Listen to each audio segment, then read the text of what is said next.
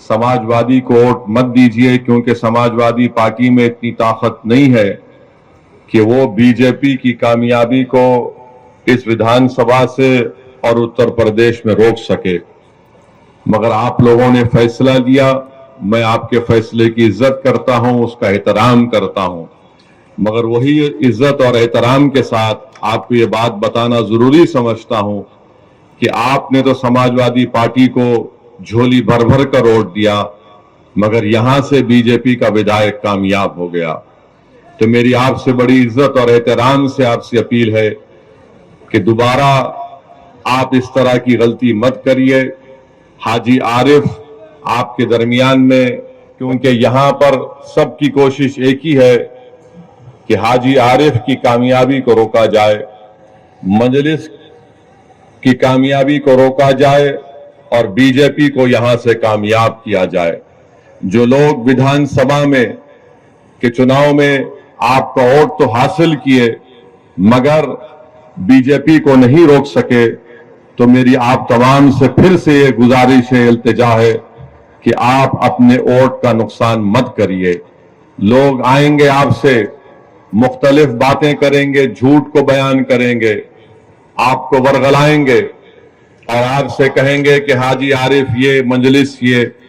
मेरी आपसे एक ही गुजारिश है कि विधानसभा के चुनाव में आपने तो समाजवादी को वोट दिया, हाजी आरिफ को मजलिस का आपने साथ नहीं दिया, यह आपका फैसला है। मगर इस बार आप देख रहे हैं कि वही लोग दोबारा खड़े होकर वही दोबारा झूठ को बयान कर रहे हैं कि हम बीजेपी को रोक सकेंगे। याद रखिए मेरी इस बात को, अखिलेश यादव 2017 का विधानसभा का चुनाव हारे, बीजेपी सत्ता में आई।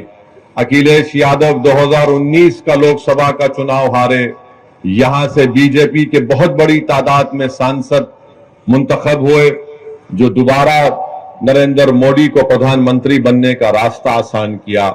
2022 में विधानसभा के चुनाव हुए, फिर आपके और हमारे दरमियान में आकर यह कहा गया कि नहीं नहीं बीजेपी को हम हराएंगे, हमारा साथ दो। मैं पुकारता रहा, मैं आपसे अपील करता रहा कि आप नहीं हरा पाएंगे बीजेपी को। मैं आपसे उस वक्त भी कहा कि कम से कम आप अपने वोट से अपनी एक सियासी लीडरशिप को बनाइए, अपने नेता को बनाइए जो जाकर नाइंसाफियों के खिलाफ आपकी आवाज बन सके, जो जुल्म के खिलाफ आपको आपकी आवाज बन सके। मेरी आपसे गुज़र से आपसे कह रहा हूं कि अखिलेश यादव में ना तो काबिलियत है अपने पिता की तरह, ना अखिलेश यादव में जज्बा है सेकुलरिज्म को जिंदा रखने का, मगर अखिलेश यादव और समाजवादी पार्टी में बार बार वो यही कहते रहेंगे कि आप हमारा साथ दो, मुस्लिम समाज हमारा साथ दो, दलित समाज हमारा साथ दो, तो हम कामयाब हो जाएंगे। आपने वोट दिया तब भी बीजेपी कामयाब हो गई। यकीनन बीजेपी को हराना है, मगर समाजवादी पार्टी उत्तर प्रदेश और दासना से बीजेपी को नहीं हरा सकती। अगर दासना से आज अगर कोई योगी आदित्यनाथ को, नरेंद्र मोदी के दांत को खट्टा कर सकता है तो उसका नाम हाजी आरिफ है। तो मेरी आपसे गुजारिश है कि आप अच्छा फैसला लेकर हाजी आरिफ को और एमआईएम पार्टी को कामयाब करिए। आज अखिलेश यादव का मामला आप देख रहे हैं कि मुझे अभी बताया गया कि मीरठ को गए थे और मीरठ में कहां पर कैंपेन करते हैं, जो पूरा का पूरा उस वार्ड में जाते हैं जो अल्पसंख्यक समाज मुस्लिम बाहुल इलाका है।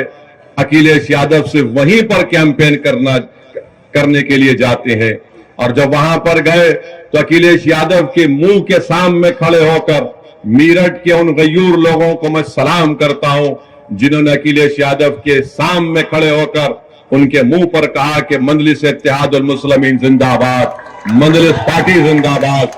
तो अखिलेश यादव गुस्से से लाल पीले होकर अपनी गाड़ी में बैठकर वहां से भाग जाते। तो अखिलेश यादव को मालूम हो गया कि वो जो झूठ बोल रहे थे मजलिस पार्टी के ताल्लुक से, उत्तर प्रदेश की जनता, मगरबी यूपी की जनता, मीरठ की जनता और मुझे मालूम कि दासना की जनता भी उनके झूठ को उनके मुंह पर तमाचे के तौर पर मारेगी और सच्चाई को कामयाब करेगी।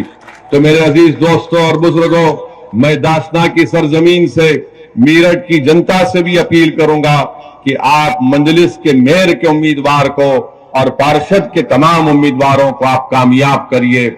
मैं मीरठ की आवाम को बता रहा हूं कि आप हरगिज इस बात का ताज्जुब मत करिए कि अगर आप अपने के कोर्ट का सही इस्तेमाल करेंगे तो मीरठ से मंजलिस का मेयर बनेगा और हम एक तारीख को रकम करेंगे। वहां पर समाजवादी पार्टी हो, बीएसपी हो, इनमें अब दमखम नहीं रहा बीजेपी से मुकाबला करने के लिए। आज अखिलेश यादव 2024 के लोकसभा के चुनाव के लिए कभी हमारे तेलंगाना के मुख्यमंत्री के साथ बगल में बैठ जाते हैं, तो कभी बंगाल में ममता बनर्जी के पैरों के पास बैठ जाते हैं, तो कभी नीतीश कुमार के सामने अपना सर झुका देते हैं। अरे याद रखो, 2024 में अगर बीजेपी को हराना है तो तुमको बीजेपी को उसकी हिंदुत्व आइडियोलॉजी पर हराना पड़ेगा। अगर अपोजिशन के लीडर मिल जाएंगे इससे कुछ फायदा नहीं होगा।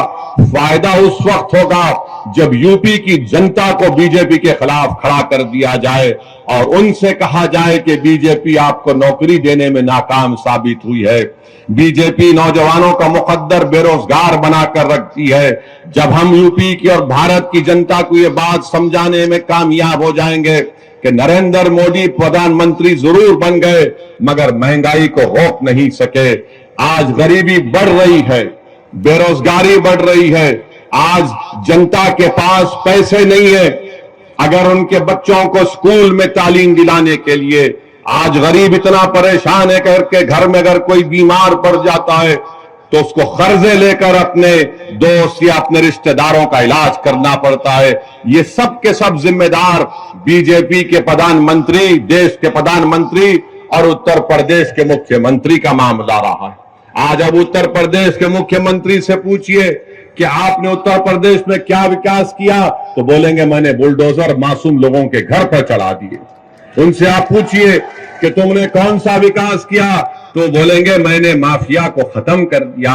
अरे माफिया को कहां खत्म हो रहा है? अरे ये तो बताओ कि आपके बीजेपी में कितने ऐसे माफिया नेता बैठे हैं, उन पर फूल बरसाए जा रहे हैं, उनको आप अपनी सत्ता में रहकर अपने छत्र छाया में उनकी हिफाजत कर रहे हैं।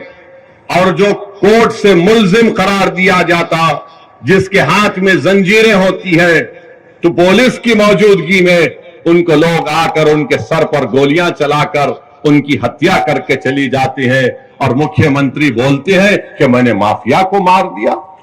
मुख्यमंत्री आपकी पुलिस है, उत्तर प्रदेश की पुलिस की कस्टडी में 2 प्रिजनर्स हैं और उनको आकर सर पर गोलियां मारकर, और मारने वाले पूरी तैयारी के साथ आए थे, मारकर हथियार फेंककर पुकारते हैं सरेंडर सरेंडर और जेएसआर का नारा। मैं उन पुलिस वालों से मेरा एक सवाल है, अगर वो जेएसआर का नारा नहीं लगाते और तकबीर बोलते तो निकाल कर उनको वहीं ढूंढ देते थे। ये कौन सा आपका इंसाफ है बताओ आप? और मुख्यमंत्री बोलते गोली का जवाब गोली से देंगे, तो वहां पर क्या हो रहा था? गोली का जवाब जबान से भी नहीं दे पा रहे थे।